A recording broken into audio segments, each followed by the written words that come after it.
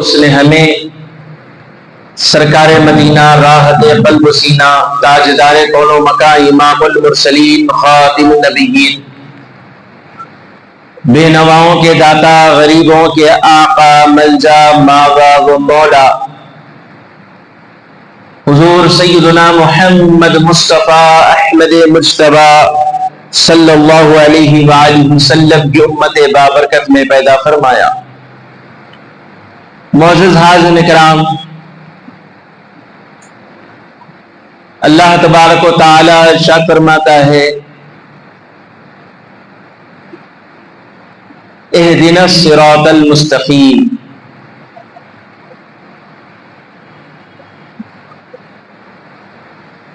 کہ اللہ تبارک و تعالی سے سیدھا راستے کی دعا کرو، طلب کرو۔ اہدنا الصراط المستقیم یعنی کہ اے اللہ ہم کو سیدھا راستہ چلا۔ معزز حاضرین کرام، سیدھا راستہ کیا ہے؟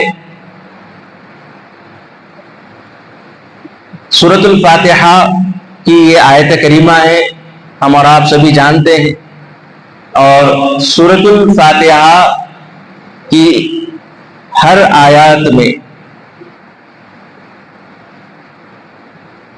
ایک بات، ایک عنوان اس کے اندر موجود ہے، جیسا کہ الحمدللہ رب العالمین اگر کہا جائے، تمام تعریفیں الحمدللہ رب العالمین، تمام تعریفیں اللہ کے لیے ہے جو رب العالمین ہے، جو سارے عالمین کا رب ہے۔ پھر اس کے بعد مالک یوم الدین، یعنی ہر اس آیت کریمہ کا خلاصہ اور اس کی وضاحت اور اس کی تشریح قرآن پاک کی دیگر آیات سے ہم کو ملتی ہے۔ اسی طرح اہدنا الصراط المستقیم، رب تعالیٰ نے فرمایا صراط الذین انعمت علیہم۔ اب اس آیت کریمہ کا بھی ذکر اور اس کی وضاحت اور اس کی اہمیت کو اور اس کی بات کو اللہ تبارک و تعالیٰ نے آگے آیت کریمہ میں ذکر فرمایا، جو کہ سورۃ النساء کی آیت ہے، جس میں فرمایا انم اللہ من النبیین والصدیقین والشہداء والصالحین وحسن اولئک رفیقا۔ اب اس آیت کو دیکھیں آپ، اہدنا الصراط المستقیم۔ صراط المستقیم کیا ہے؟ صراط المستقیم یعنی کہ سیدھا راستہ، یعنی وہ راستہ جو رب تعالیٰ تک پہنچا دے، جو خدا تعالیٰ تک پہنچا دے، وہ راستہ۔ اور خدا تعالیٰ نے اس راستے کا ذکر جہاں فرمایا، وہیں اس راستے کی نشاندہی کے لیے، اس کی پہچان کے لیے بھی فرما دیا اہدنا الصراط المستقیم۔ کون سا سیدھا راستہ؟ وہ سیدھا راستہ آگے فرمایا صراط الذین انعمت علیہم، وہ راستہ جن پر چلنے والے جس راستے سے گزرے، فرمایا انعمت علیہم، ان کا راستہ۔ صراط یعنی وہ راستہ، صراط الذین انعمت علیہم، ان کا راستہ جن پر تو نے انعام نازل فرمایا۔ یہاں بات کافی ہو سکتی تھی کہ سیدھا راستہ، لیکن رب تعالیٰ نے ہم تمام کے ذہنوں اور فکر و عمل کو اس بات کو سمجھنے کے لیے آگے فرما دیا انعمت علیہم، ان کا راستہ۔ ایک تو یہ بتا دیا کہ سیدھا راستہ، اور پھر وہ راستہ جو ان لوگوں کا راستہ جس پر چل کر انعام یافتہ ہوئے، جن پر تو نے انعام نازل فرمایا۔ انعمت علیہم، جن پر تو نے انعام نازل فرمایا۔ اب اس بات کی وضاحت آگے ملتی ہے سورۃ النساء میں، جس میں فرمایا گیا کہ انعم اللہ من النبیین والصدیقین والشہداء والصالحین وحسن اولئک رفیقا۔ کہ انعم اللہ من النبیین، انعام یافتہ لوگ کون ہیں؟ تو قرآن کہتا ہے انعام یافتہ لوگ نبیین ہیں۔ انعم اللہ من النبیین والصدیقین والشہداء والصالحین، فرمایا گیا کہ وہ کون ہے؟ فرمایا گیا کہ وہ صدیقین ہے، شہداء ہے اور صالحین ہیں جن پر اللہ نے انعام نازل فرمایا۔ تو معزز حاضرین کرام، اب اس راستے پر چلنا جسے اہدنا الصراط المستقیم کہا گیا، سیدھا راستہ، اب اس راستے کی پہچان کیا ہے؟ اس راستے کی پہچان یہ ہے کہ اس راستے پر چلنے والے انعام یافتہ لوگ اگر اس راہ پر ہو تو وہ صراط المستقیم کہلائے گا، وہ سیدھا راستہ کہلائے گا جس کا ذکر خدا تعالیٰ نے فرمایا اور ہمیں ہدایت عطا فرمائی کہ ہم اللہ کے حضور جب بھی نماز پڑھے تو سورۃ الفاتحہ کی تلاوت بھی کرتے ہیں، اور گویا کہ اس سورۃ الفاتحہ کی تلاوت کو سنتے ہیں، پڑھتے ہیں، گویا یہ پیغام ملا کہ یہ بتایا گیا کہ تم عبادت بھی کرتے جاؤ اور خدا تعالیٰ سے سیدھا راستہ پانے کی دعا بھی کرتے جاؤ، اور پھر یاد رکھنا صرف سیدھے راستے کو پا لینا، اس راستے سے واقف ہو جانا ہی کام کا ہونا نہیں ہے، بلکہ یہ بھی ضروری ہے کہ اب اس راستے کی پہچان یہ ہوگی کہ اس راستے پر جو چلے ہیں، جن پر اللہ نے انعام نازل کیا ہے، وہ لوگ اس راستے کے صراط المستقیم ہونے کی دلیل ہوں گے۔ صراط الذین انعمت علیہم، اب وہ کون لوگ ہیں؟ انبیاء ہے، صدیقین ہے، شہداء ہیں اور صالحین ہیں۔ اور صالحین کون ہیں؟ اللہ نے جن کا ذکر چوتھے نمبر پر فرمایا، پہلا ذکر فرمایا انبیاء من النبیین، جن پر اللہ نے انعام نازل فرمایا۔ انبیاء اکرام کی ذات ہے۔ کون ہے انبیاء اکرام؟ یہ وہ انبیاء اکرام، یہ وہ ذوات قدسیہ ہے، یہ وہ جماعت ہے جن کو اللہ تبارک و تعالیٰ نے انسانیت کی رشد و ہدایت کے لیے ان کو مبعوث فرماتا رہا، اور ان کی بعثت سے، ان انبیاء کرام کی بعثت سے لوگوں کو ہدایت مل گئی، خدا تعالیٰ کے قریب ہو گئے، برائیوں سے دور ہو گئے، جو شرک و بدعت و ضلالت کے دلدل میں پھنسے تھے، ان انبیاء کرام کی آمد سے اور ان کے خدا تعالیٰ کے پیغام کو پہنچانے سے وہ خدا تعالیٰ کو جاننے لگے، ماننے لگے۔ یہ انبیاء کرام کی ذوات، یہ ان کی مقدس شخصیات ہیں۔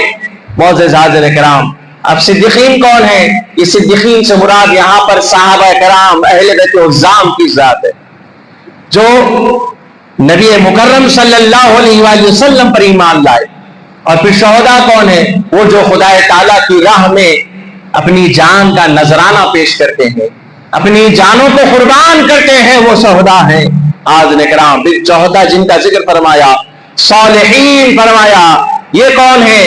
یہ نہ نبی ہے، نہ صدیقین میں سے ہے، نہ شہداء میں سے ہے، جس کا ذکر حضرت عمر ابن خطاب رضی اللہ تعالیٰ عنہ کی روایت کردہ اس حدیث سے ہوتا ہے، جس میں فرمایا گیا، حضور نے ارشاد فرمایا تھا کہ قیامت کے دن کچھ لوگ وہ ہوں گے جو نہ نبی ہوں گے، نہ شہید ہوں گے، نہ صدیقین میں سے ہوں گے، بلکہ یہ وہ لوگ ہوں گے جن کا حال یہ ہوگا کہ جن کے مقام و رتبے کو دیکھ کر انبیاء علیہ السلام انہیں مبارکبادیاں دیں گے، ان کی تعریف کریں گے۔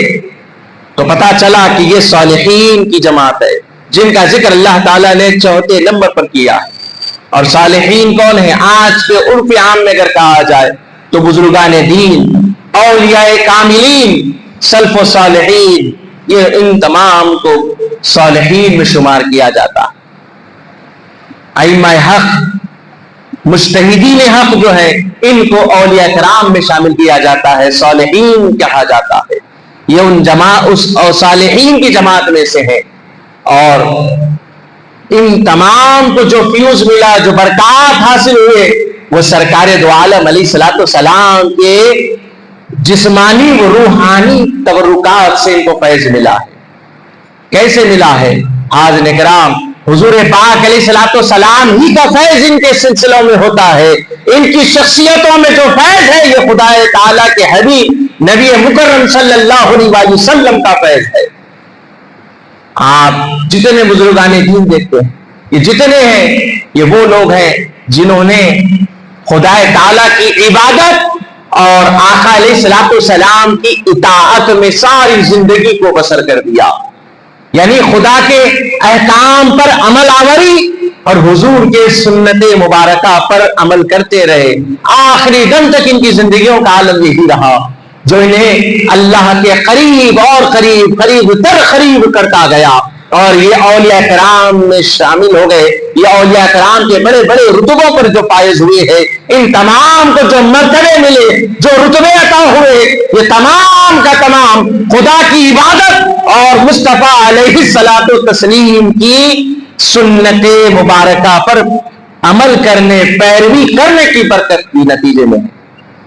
تو حاضرین کرام, جب کوئی بندہ خدا کی عبادت بھی کرتا ہے اور اطاعت بھی کرتا ہے تو خدا نے فرمایا لَهُمُ الْبُشْرَى فِي الْحَيَاةِ الدُّنْيَا وَفِي الْآخِرَةِ, کہ ان کے لیے کیا ہے, دنیا میں بشارت ہے, خوشخبری ہے. سرکار دو عالم علیہ الصلوۃ والسلام کے ارشاد موجود ہے کہ جس میں فرمایا گیا خوشخبری سے مراد اچھے خواب ہیں بتایا گیا, اور آخرت میں خوشخبری سے مراد اس کا معنی یہ ہے کہ انہیں جنت کی نعمتوں سے سرفراز فرما دیا جائے گا. معزز حاضرین کرام, تو یہ اولیاء کرام کی جماعت, یہ بزرگان دین, یہ کوئی نئی چیز کا نام نہیں ہے. یہ وہی لوگ ہیں جو حضور پاک علیہ الصلوۃ والسلام کے دور نبوت میں, آپ کی ظاہری حیات طیبہ میں, مسجد نبوی کے ایک چبوترا جس کا نام صفہ تھا, اور وہاں بیٹھنے والوں کو اصحاب صفہ کہا جاتا, جو خدا تعالیٰ کی عبادت اور مصطفیٰ کی اطاعت میں اپنی دن و ایام کو گزارا کرتے تھے, شب روز اسی طرح گزارا کرتے تھے, وہ اصحاب صفہ کہلائے. اور جب کبھی غزوے کا موقع آتا تو اس میں شرکت کے لیے چلے جاتے, پھر جب غزوے سے فارغ ہو جاتے تو پھر واپس اپنے مقام پر رہتے. نہ کھانے کی فکر, نہ پینے کی فکر, نہ سونے کی فکر, نہ آرام کی فکر, نہ گھر بار کی فکر, محض اللہ کی عبادت اور مصطفیٰ علیہ الصلوۃ والسلام کی اطاعت میں اپنی زندگی کو بسر فرمایا. وہ اصحاب صفہ کہلائے جنہیں مصطفیٰ کے در سے جو کچھ مل جاتا کھا لیتے, کوئی صحابی کچھ لا کر دیتے وہ کھا لیتے, اور اس طرح شب روز ان کے گزر جایا کرتے. اور وہی اصحاب صفہ سے لفظ بنا صوفی. صوفی کہتے ہیں جو صفائے قلبی ہو, جس کا دل صاف ہو, کس سے, حسد سے, قدورت سے, نفرتوں سے, وہ صوفی کہلاتا ہے. معزز حاضرین کرام, اور اولیاء کرام نے اسی مشن کو, اسی پیغام کو لے کر دنیا کے کونے کونے میں پہنچے, اور ان کا مقصد یہی تھا کہ ساری انسانیت کو ایک جا کرنا, اور انسانیت کے درمیان جو تفرقہ ہے, جو ان کے درمیان اختلاف ہے, جو ان کے درمیان ذات و پات کا لحاظ ہے, اس کو ختم کر کر خدا تعالیٰ کی بارگاہ میں ایک صف میں شامل کر دینا, اور ایک ساتھ انہیں خدا کی بارگاہ میں پہنچا دینا. یہ ان کا مقصد تھا. معزز حاضرین کرام, اسی مقصد کو لے کر حضرت امام غزالی رحمت اللہ تعالی علیہ ہو, یا حضرت سید التائبین حضرت خواجہ حسن بصری رحمت اللہ تعالی علیہ کی ذات ہو, جو حضرت مولا علی شیر خدا کے تربیت یافتہ ہیں. کئی بزرگان دین کا ان کا ظہور ہوا, وہ ظاہر ہوئے, اور اس طریقے سے انہوں نے بندگان خدا کو خدا سے جوڑنے کا کام کیا. جو خدا سے دور ہو گئے تھے انہیں خدا کے قریب کیا.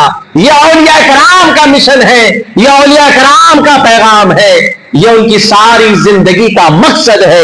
اور اللہ تبارک و تعالیٰ کے حبیب نے فرمایا, میرے آقا نے فرمایا کہ ہر 100 سال میں اللہ تبارک و تعالیٰ ایک ایسی شخصیت کو وجود عطا فرماتا ہے جو نہ صرف دین ہی بلکہ اس معاشرے کے اس ماحول کو سدھارتا ہے, درست کرتا ہے, جسے لوگ مجتہد یا مجدد کہتے ہیں.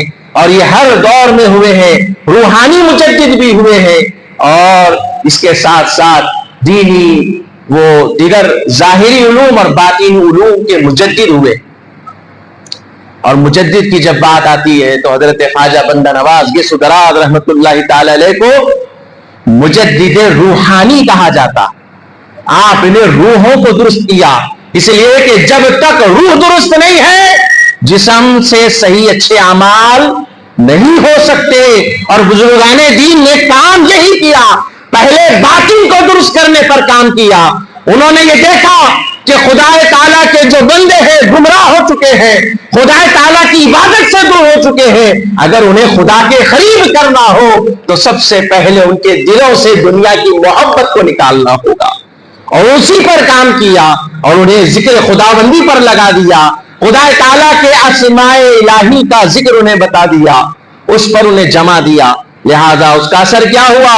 جب بندہ ذکر خدا کرتا ہے, خدا کے ناموں کا ذکر کرتا ہے, حبیب مصطفیٰ سرکار دو عالم علیہ الصلوۃ والسلام پر درود پڑھتا ہے, آپ کے نام نامی کو جپتا ہے, جب نام کو آپ کے لیتا ہے تو جہاں زبانوں پر وہ نام آتا ہے ثواب لکھا جاتا ہے, وہی اس نام پاک کی برکت سے اللہ دلوں پر گناہوں کے سیاہ دبے کو مٹا دیتا.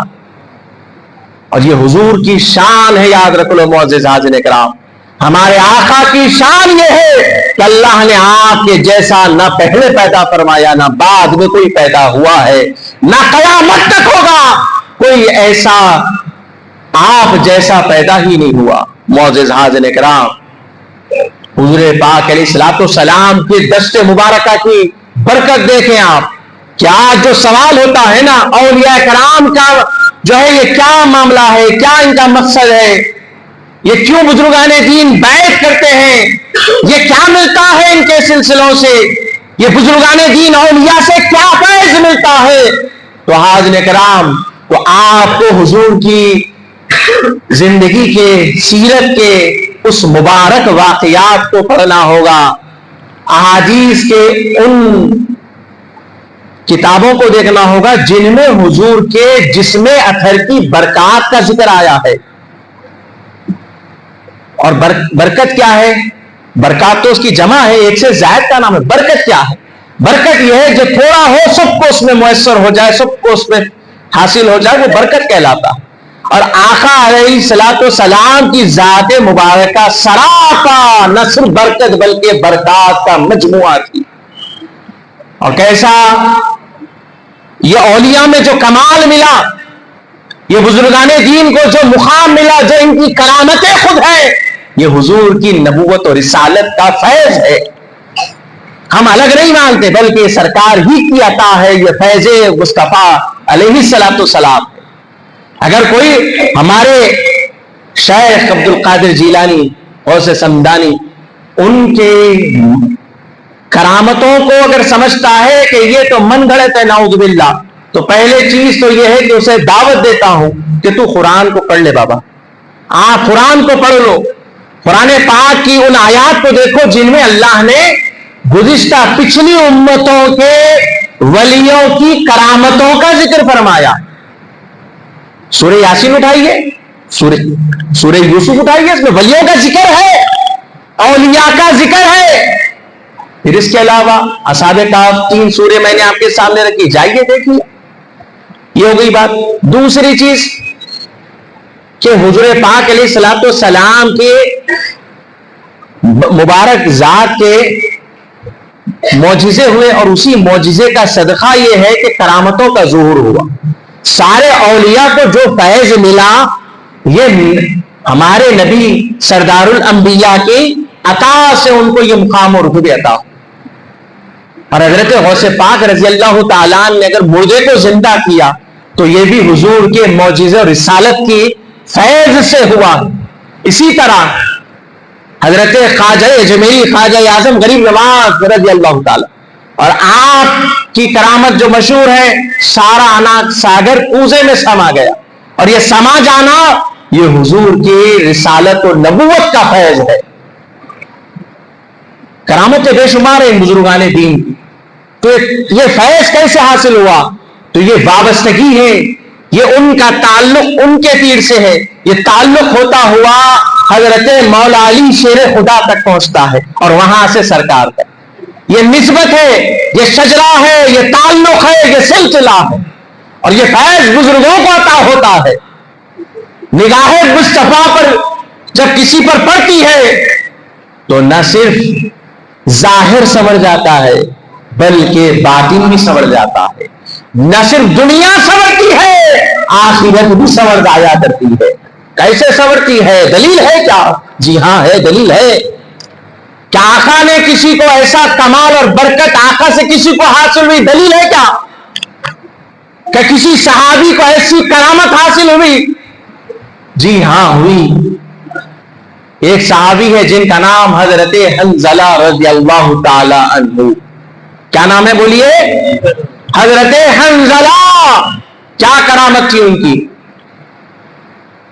روایت کون کرے؟ حضرت زیال رضی اللہ تعالیٰ نے. ایک جلیل القدر صحابی روایت کرتے ہیں کہ ایک مرتبہ سرکار کے پاس ایک صحابی یعنی حضرت حنظلہ کے والد حضرت حنظلہ کو لے آیا جو ابھی چھوٹے کم سن ہیں اور حضور کی خدمت میں پیش کیا اور پھر عرض کیا یا رسول اللہ یہ میرا بیٹا حنظلہ ہے، اس کے لیے آپ برکت کی دعا کریں.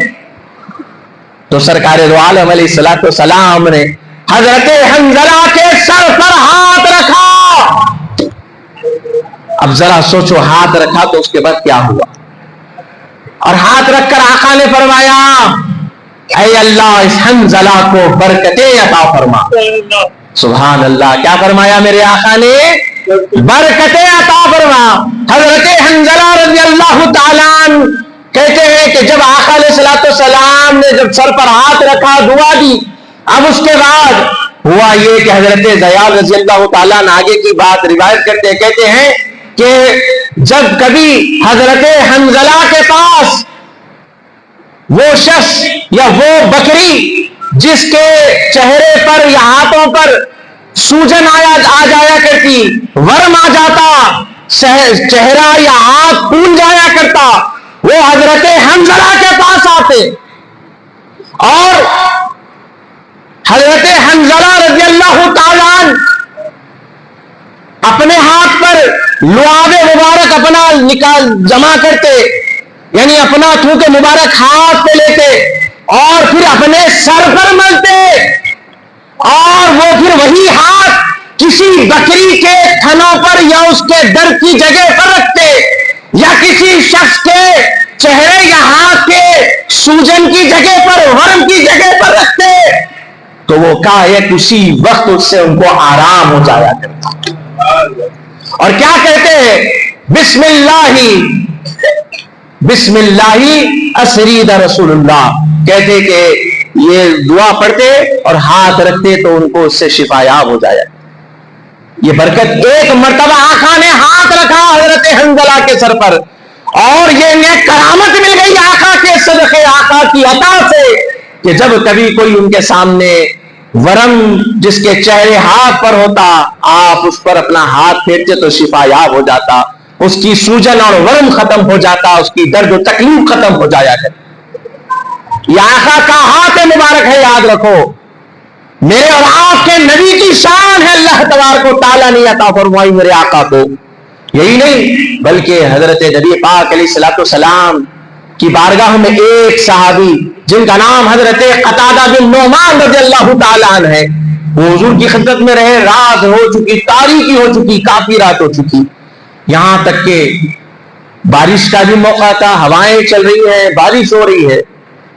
لازمی بات ہے ایسا اب یہ میں اپنے گھر کو جانا ہے جو حضور کے در دولت سے کافی دور ہے. حضور نے دیکھا کہ اب یہ جانے لگے، اجازت چاہیے، تو آقا نے کھجور کی ٹہنی کو لیا اور ان کے ہاتھ میں دیتے ہوئے فرمایا اے قتادہ یہ تمہارے 10 قدم آگے روشنی کرے گی اور 10 قدم پیچھے روشنی کرے گی. تم اس کی روشنی میں اپنے گھر پہنچنا اور جب گھر پہنچو تو اپنے گھر کے دروازے کے پیچھے ایک سیاہ چیز ہوگی، تم اسے اس چھڑی سے مارنا اور اتنا مارنا کہ وہ گھر سے بھاگ جائے، اور یاد رکھو وہ شیطان. بولیے سبحان اللہ. علم غیب مصطفیٰ پر یہ کیا ہے؟ یہ حضور کا علم غیب ہی تو ہے نا کہ حضور حضرت قتادہ کو چھڑی بھی دے رہے ہیں، لکڑی جو کہ جس کے اندر سے روشنی پھوٹ رہی ہے.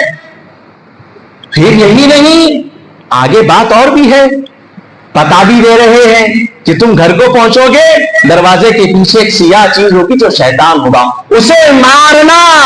پتا چلا حضور کے دستے مبارک سے اگر چھڑی لگ گئی تو وہ شیطان کی پٹائی کا اور بھگانے کا سبب بن گئی. بولیے سبحان اللہ. ہمارے آقا کا نام وہ ہے، نام لیتے ہی شیطان بھی بھاگتا ہے. ارے جس کے خادم، جس کے صحابی عمر کے نام سے شیطان بھاگتا ہے، تو پھر جس کا آقا محمد رسول اللہ ہے ان کی شان کا عالم کیا ہوگا. تو جتنا فیض ملا نا یہ آقا کے درے دولت سے ہر ایک کو ملا ہے. یہ خیرات مصطفیٰ پا کر ہر ایک کو جب خیرات مصطفیٰ ملی تو کوئی تاجور بن گیا، کوئی بادشاہ بن گیا، کوئی ولایت کا ولی بن گیا، کوئی ولایت کا سردار بن گیا، تو کوئی ولایت کا سلطان بن گیا، تو کوئی ہندوستان کا سلطان معین الدین اجمیری بن گیا. یہ آقا کی نظر فیض ہے. تم آج مانو نہ مانو، کل مرنے کے بعد خبر میں یہ ماننا پڑے گا. جس کو فرشتے تمہاری زبانوں سے خود لائیں گے. آج ہماری زبانوں پر جو سبحان اللہ نکل رہا ہے نا، یہ ہمارے ایمان کے بچانے کا سہارا ہے. خبر میں پوچھا جائے گا کیا کہتے تھے، یہ نہیں پوچھا جائے گا کیا کہتے ہو. سامنے وہ چہرہ ہے، وہ رخ زیبا ہے جس کے آگے چاند کی چاندنی، سورج کی روشنی، ستاروں کی جگمگاہٹ سب پھیکی پڑ جائے، وہ مصطفیٰ قبر میں جلوہ فرما ہوں گے ہماری. اب پوچھیں گے فرشتے. حوالہ کہاں کا ہے؟ بخاری کا ہے. اسی لیے کہا نا کہ جو بیشت پڑھتے ہیں بخاری، عشق مصطفیٰ ضروری ہے. قرآن پڑھو، بخاری پڑھو، مسلم پڑھو، ترمذی پڑھو، عشق مصطفیٰ کے ساتھ پڑھو تو اہدنا الصراط المستقیم ہوتا. اسی لیے اللہ نے بتا دیا، ہوشیار کر دیا کہ راستہ سیدھے راستے کی طرف چلنا ہے تو یاد رکھو راستے اور بھی ہیں جس میں لوگ بھٹک جاتے ہیں، گمراہ ہو جاتے ہیں. لہذا تمہیں بتائے دیتا ہوں ایسا راستہ دیکھو جن میں 4 لوگ نظر ضرور آ جائے، یہ 4 لوگوں کی جماعت والے مل جائے. پوچھا کون؟ کہا نبی والے، انبیاء. یہ اگر دکھ جائے سمجھنا کہ سیدھا راستہ ہے. پھر کہا دوسرے کون؟ کہا صدیقین، شہداء اور چوتھے صالحین. جب یہ چاروں اس راہ پر مل جائے تو یاد رکھ لو اہدنا الصراط المستقیم ہے. اور الحمدللہ ثم الحمدللہ اللہ نے ہم کو یہ راستہ نصیب فرمایا، آپ کو ہم تمام کو اللہ نے. اور اللہ سے دعا ہے کہ اس راستے پر مرتے دم تک ثابت قدم رکھے. حاضرین کرام، دنیا کی کمائی دھرے کی دھرے رہنے والی ہے. کمایا ہوا اسباب، مال و اسباب، دولت، شہرت، ہر چیز ہی رہنے والی ہے. اگر کوئی ساتھ ہمارے جانے والی چیز ہے تو میرے آقا پر ایمان، اور وہی خبر میں کام آنے والا. اور فرشتے نہیں پوچھیں گے کہ کیا کہتا تھا، نبی مانتا تھا، نہیں پوچھ رہے. عقیدہ کیا تھا؟ قبر میں سب سے پہلا سوال کیا ہے؟ عقیدہ کیا ہے؟ عقیدہ کیا ہے تیرا؟ کہ علم خود مصطفیٰ کو نہیں مانتا، ہماری طرح ہے، ہمارے جیسے انسان. نعوذ باللہ، استغفر اللہ. اللہ ہم تمام کو معاف فرمائے. مجبوراً یہ جملے کہنا پڑ رہا ہے، ورنہ خدا کی شان ایسی ہے کہ اللہ نے ہر جگہ حضور کی عظمتوں کو بیان فرمایا. اور جہاں حضور کی گستاخی کی اللہ نے اس کو یہاں تک کہ فرما دیا کہ وہ اپنے باپ کی اصل اولاد نہیں ہے، فرما دیا گیا. تو معزز حاضرین کرام، تو یہ یاد رکھ لو کہ ولیوں کا مقام و رتبہ سمجھنا ہے تو یہ کوئی عام چیز نہیں ہے. آپ سمجھ جائیں گے. پہلے آپ کو آقا کی زندگی کو پڑھنا اور دیکھنا اور سمجھنا پڑے گا. صحابہ جو حضور کی خدمت میں ہے ان کی زندگیوں پر غور کرنا پڑے گا کہ صحابی بھی صحابی کیسے بنے. کیا عبادتوں کی وجہ سے، نمازوں کی وجہ سے؟ نہیں، یہ حضور کی صحبت بابرکت کا صدقہ کہ اللہ نے انہیں صحابی بنا دیا. اسی لیے فرمایا نا اللہ کے حبیب نے فرمایا میرے صحابہ کے بارے میں اللہ کا خوف دلاتا، یہ بھی فرما دیا. تو الحمدللہ ہم ہر دو سرکار سے نسبت کرنے والی ہر چیز کا ادب کرتے. موئے مبارک کی بات آتی ہے، آثار مبارک کی بات آتی ہے تو فی زمانہ یہ بات بھی آج کل چل رہی ہے کہ اس میں طرح طرح کی باتیں ہیں کہ حضور کے منسوخ کردہ ہیں یا حضور کے ہے ہی نہیں، نعوذ باللہ، اللہ عالم. لیکن ہمارا کام زبان درازی کرنا نہیں ہونا چاہیے. اگر کسی نے کیا ہے، پیش کر رہا ہے، وہ اس کا ذمہ. لیکن اگر حضور سے منسوب ہو چکے تو ہم ادب کا لحاظ ادب کا دامن ضرور تھامے رکھیں گے. اس لیے کہ حضور کے موئے مبارک اور حضور کے موئے مبارکہ کا زندہ معجزہ آج بھی جاری ہے، صبح قیامت تک رہے. اور آثار مبارک کی حفاظت کا دلیل اگر چاہیے تو جائیے کعبۃ اللہ میں مقام ابراہیم کو اللہ نے ہزاروں سال سے حفاظت میں رکھا ہے. جس پر ابراہیم کے قدموں کے نشان ہے اس پتھر کو اللہ نے باقی رکھا. نہ صرف باقی رکھا، عبادت کا مقام بنا دیا. اب آثار مبارک کے لیے دلیل کی ضرورت ہمارے لیے نہیں ہے. حاضرین اکرام، تو حضور کی دست مبارکہ کی برکات خالیہ، حضور کے جسم اطہر سے اگر بات شروع کرے نا تو بات ختم ہی نہیں ہو، چلتی جائے چلتی جائے. ایک مرتبہ ایک صحابی آئے، حضور سے ملاقات کا شرف حاصل کیے، اور جب جانے لگے تو حضور نے دعا دی. کیا دعا دی؟ ان کے سر پر ہاتھ پھیرا اور چہرے پر ہاتھ پھیر کر فرمایا اللہ تجھے ہمیشہ با کرامت رکھے. دعا دی. وہ 100 سال کے ہو گئے. کتنے سال کے؟ 100 سال کے ہو چکے، لیکن نہ ان کے داڑھی کا ایک بال سفید ہوا، نہ ان کے سر کے بال سفید ہوئے. یہاں تک کہ راوی کہتا ہے کہ وہ جب 100 سال کے بھی ہو چکے تو بڑھاپے کی وجہ سے جو پیشانی پر، ماتھے پر یا چہرے پر شکن آتی ہے، بڑھاپے کے آثار آتے ہیں، خدا تعالیٰ نے اپنے حبیب کی دعا کے برکت کے صدقے انہیں 100 سال میں بھی جوان رکھا. یہ آقا کی دعا ہے.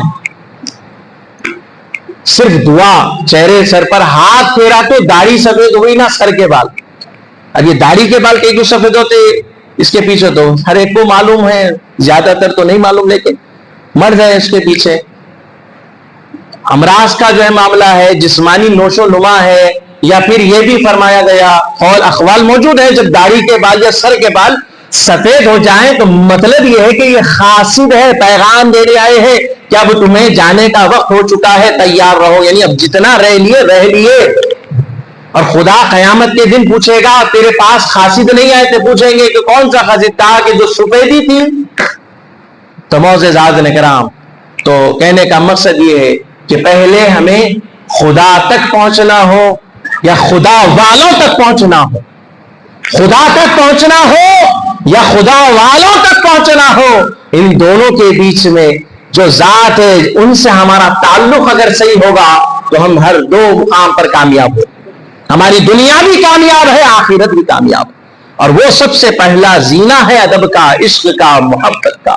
تو بے عشق جو پڑھتے ہیں بخاری، آتا ہے انہیں بخار، سمجھ نہیں آتی بخاری. معزز حاضرین کرام، حضور پاک کا ایک اور واقعہ آخر میں سنا کر اپنی بات کو ختم کروں انشاءاللہ آئندہ جمعہ، چونکہ 11ویں شریف کا مہینہ ہے. حضرت محبوب سبحانی میرا محی الدین سیدنا شیخ عبد القادر جیلانی غوث پاک رضی اللہ تعالیٰ کی یاد کا مہینہ ہے. اور آپ نے یہاں تک کہ فرمایا، کیونکہ آپ فناء الرسول کے مقام پر ہو چکے، اتنا حضور سے عشق اور محبت آپ کی. تو میں نے جو آپ کے سامنے تمہید عرض کی نا کہ یہ سارے اولیاء کو جو فیض ملا یہ در نبی سے ہی ملا، یہ حضور کی عطا سے یہ کمال، وہ رتبے اور عروج ان کو اللہ نے عطا فرمایا. تو معزز حاضرین کرام، حضور پاک علیہ الصلوۃ والسلام جب ایک مرتبہ ہجرت کے لیے نکلے تو اس موقع پر ہوا یہ کہ ایک مقام پر پہنچے جہاں پر حضرت ام معبد رضی اللہ تعالیٰ عنہ، یہ صحابیہ خاتون ہے، ان کے یہاں پہنچے. دیگر سفر سے گزرے، بہرحال یہاں جب ان کے مکان پر پہنچے تو کھانے پینے کے لیے کچھ چیزیں خریدنا چاہا ان سے. تو پوچھا اگر کوئی گوشت ہے یا کوئی دودھ ہے یا کوئی چیز ہے کھانے کی دو، ہم خریدنا چاہتے ہیں. ساتھ میں حضرت سیدنا صدیق اکبر ہے. اب جب یہ حضور پاک علیہ الصلوۃ والسلام نے فرمایا تو حضرت ام معبد نے عرض کیا کہ ہمارے پاس کچھ نہیں ہے کھانے پینے کے لیے. حضور نے فرمایا کہ وہ بکری کہا کہ یہ لاغر اور کمزور ہے بکری، نہ چل پھر سکتی ہے نہ دودھ دینے کے لائق ہے۔ حضور پاک علیہ الصلوۃ والسلام نے فرمایا کہ اے ام معبد، اگر چاہو تو میں اس کا دودھ دو لوں، یعنی میں اس کا دودھ حاصل کر لوں۔ اس نے عرض کیا کہ بالکل، اگر آپ چاہیں، اگر وہ آپ کو دے دیتی ہے، حالانکہ اس کے تھن جو ہے سوکھ گئے تھے۔ حاضرین کرام، جو ہی آقا اس بکری کے قریب گئے تو وہ بکری جانور ہے، یاد رکھ لو، وہ اپنے حدیث کے الفاظ ہے پیروں کو پھیلا دیتی، وہ یا کہ حضور پاک علیہ الصلوۃ والسلام کے احترام میں ارادہ جان گئی نبی کا کہ دودھ لینے کے لیے آئے ہیں، اور اسے بھی معلوم ہے کہ وہ دودھ نہیں دے سکتی، لیکن حضور کے احترام میں پیروں کو کھول دیا۔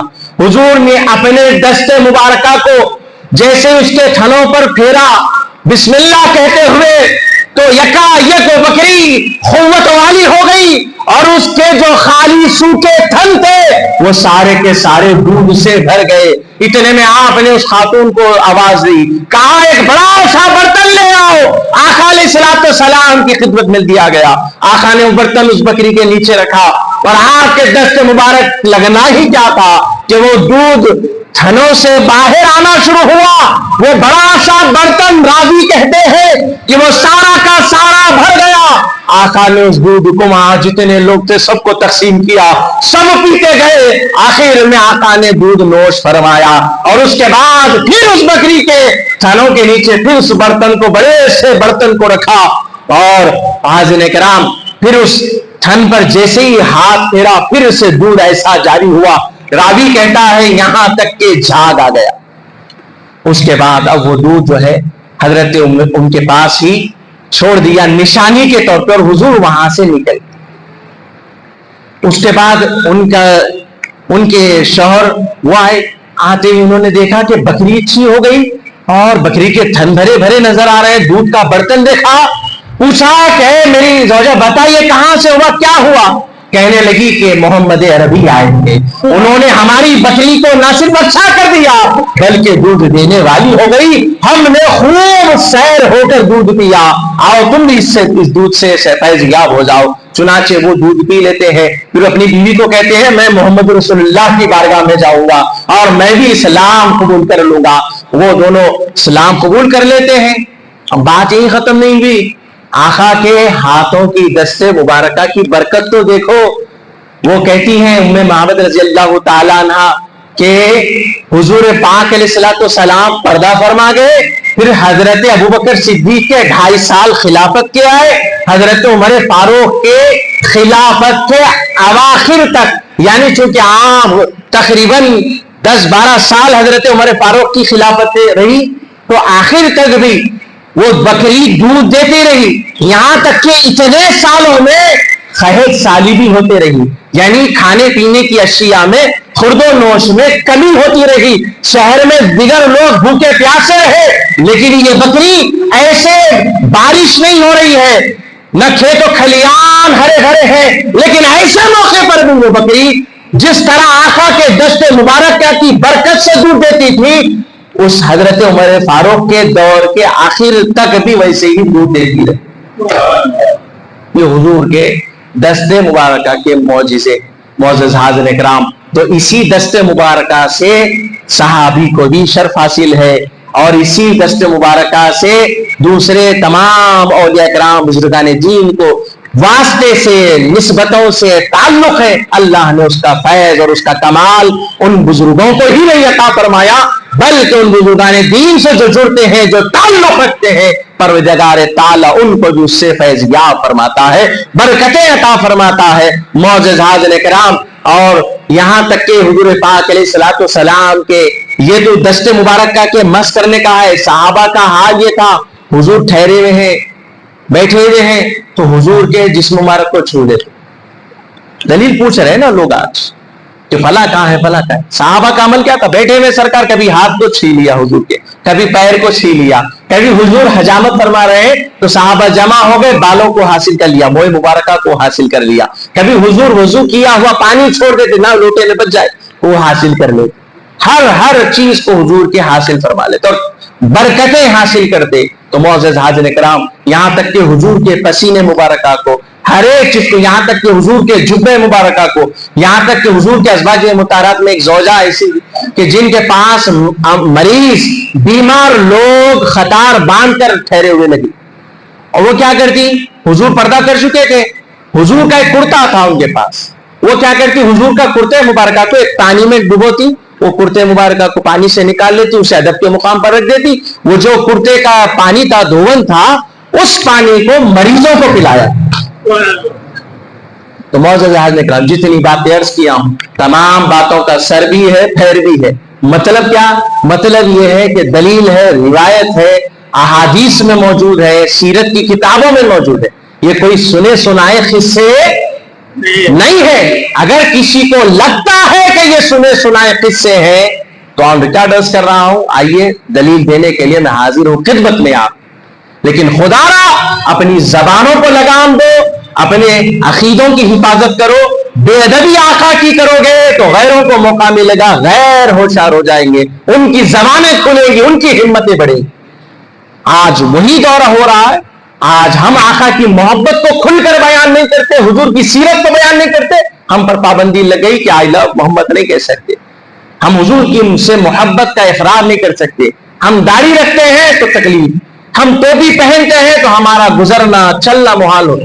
تو حاضرین اکرام، تو ضرورت ہے کہ ہم حضور سے سچی محبت و الفت رکھیں، اور اس محبت اور تعلق کو مضبوط سے مضبوط تر کرنے کا سب سے بڑا ذریعہ درود شریف کا ورد ہے، حضور کی نعتیں پڑھنا، حضور کے شان میں کلام سننا، حضور کے گیت گانا، حضور کی خوبیاں بیان کرنا، حضور کی عظمتیں سننا، یہ دلوں کو پاکیزگی عطا کرتا ہے۔ پانی سے اگر وضو کرے تو ہم لائق نماز ہو جاتے ہیں، اور حضور کی محبت کے پانی سے اگر دلوں کو غسل دیتے ہیں تو یہ ہمارے دل گناہوں کی سیاہی سے دھل جاتے ہیں اور نور کے ایمانی چمک سے معمور ہو جاتے ہیں۔ تو ضرورت ہے کہ ہم اپنے بھی اہل و عیال کی بھی اس معاملے میں ہمیشہ رہنمائی کرتے رہے، اپنے بچوں کو حضور پاک علیہ الصلوۃ والسلام کا ادب سکھائیں، حضور سے جو منسوب ہے چیزیں ان کا بھی ادب، یہ ضروری ہے ہماری۔ معزز حاضرین اکرام، اللہ تبارک و تعالیٰ سے دعا ہے کہ ہم تمام کو حضور پاک علیہ الصلوۃ والسلام کی جو برکات ابھی ذکر کی گئی، پروردگار تعالیٰ اس کے سننے کی برکتیں ہم کو نصیب فرما دے، ہماری زندگیوں میں برکتیں نازل فرما دے، امراض کو، پریشانیوں کو، مصیبتوں کا خاتمہ فرما دے، حاسدین کے حسد سے ہماری حفاظت عطا فرمائے، اپنے حفظ و امان میں ہم کو محفوظ فرمائے، جتنے جہاں کئی مسلمان رہ رہے ہیں مولا ان تمام کو حفظ و امان عطا فرمائے، بالخصوص جو مجبور ہے مولا، جو بے کس ہے مالک و مولا، جن کا کوئی سہارا نہیں پروردگار، ہم اپنے مقام پر مالک و مولا اپنے کاموں میں مصروف ہے، اپنی پریشانیوں میں الجھے ہیں مولا، مسلمان جہاں کہیں چاہے وہ خاتون ہو، مرد ہو، بیوہ ہو یا شادی شدہ ہو، بوڑھے ہو یا جوان ہو، جن پر ظلم ہو رہا ہے پروردگار، جن پر اپنے بھی ظلم کر رہے ہیں، پرائے بھی ظلم کر رہے ہیں پروردگار، ان کی جان و مال، عزت و آبرو کی حفاظت عطا فرما دے،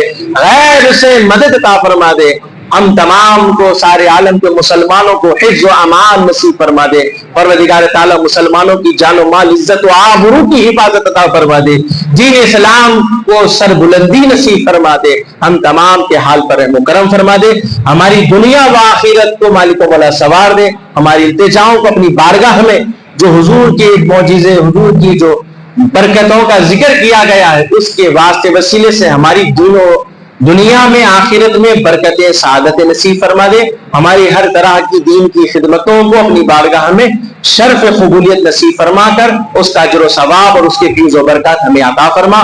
وما علینا الا البلاغ المبین والحمد للہ رب العالمین۔